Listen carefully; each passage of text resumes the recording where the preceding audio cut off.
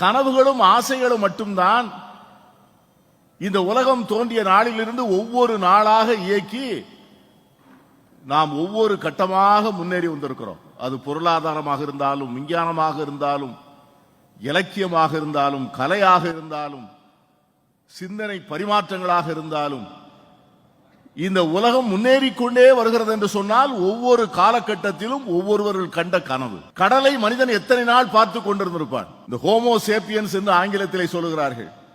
இந்த homo sapiens என்பவர்கள் தான் இன்றைய மனிதர்கள். இந்த ஹோமோ என்கிற அந்த ஸ்பீசிஸ் அதிலே 7-8 வகை இருக்கிறது. ஹோமோ நியாண்டர்தால், ஹோமோ லாங்கின்ஸ் என்று நிறைய வகைகள் இருக்கிறது.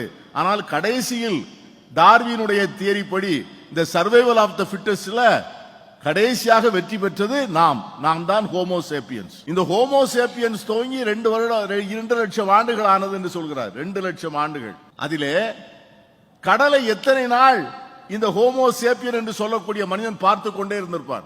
அவனுக்கு கடலுக்கு பக்கத்திலே போகக்கூடிய தைரியம் எப்படி வந்திருக்கும்?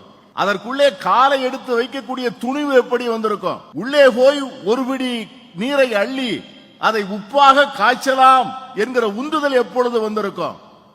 அந்த 5 அடியை தாண்டி உள்ளே போய் மீன் பிடிக்கலாம் என்கிற துணிவு ஒருவனுக்கு எப்பொழுது வந்திருக்கும்? அந்த தூரத்தையும் தாண்டி சற்று ஆழமாக முங்கி முத்தெடுக்கலாம் என்கிற அந்த உணர்வு எப்பொழுது வந்திருக்கும்?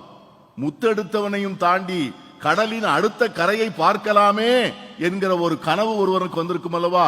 அந்த கனவு வந்த பிறகுதான் கப்பல் ஓடியது. இப்படி ஒவ்வொரு காலகட்டத்திலும் ஒரு கனவு மனிதனை முன்னேறி கொண்டே சொல்ல. வெறும் கனவுகள் மட்டும் போதாது, அதான் வசப்பட வேண்டும், கனவுகள் மெய்ப்பட வேண்டும் என்று சொல்லுகிறார். கனவுகள் மெய்ப்பட வேண்டும் என்று சொன்னால் அதற்கு அறிவு வேண்டும். அறிவு மட்டும் போதாது, துணிவு வேண்டும். துணிவு மட்டும் போதாது, உழைப்பு வேண்டும்.